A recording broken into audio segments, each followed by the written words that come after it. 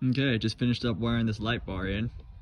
Didn't end up using it in the grill like that one kid you got me. I ended up just mounting it right to this grill guard that Grandpa brought up. It wasn't too bad to wire in.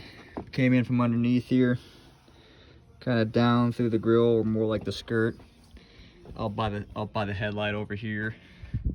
Pretty much right to the battery connection, and there's a spin-off ground right off of this negative.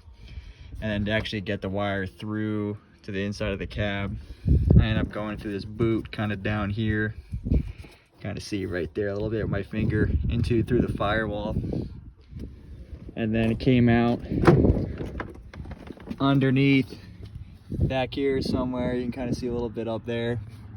But wired it up into this switch kind of right here. I debated using these and just cutting holes, but these were kind of rounded out. But this is the switch they gave me, and it's just a pop switch, so I ended up just cutting it and putting it flush right here.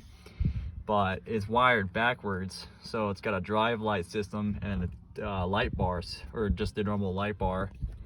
But if you turn on the double, flip it down to that way,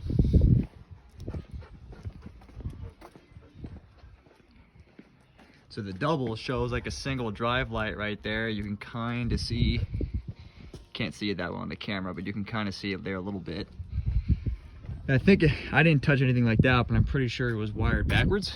But it could just be me, because if you flip it up to the single, you can see the actual light bar now.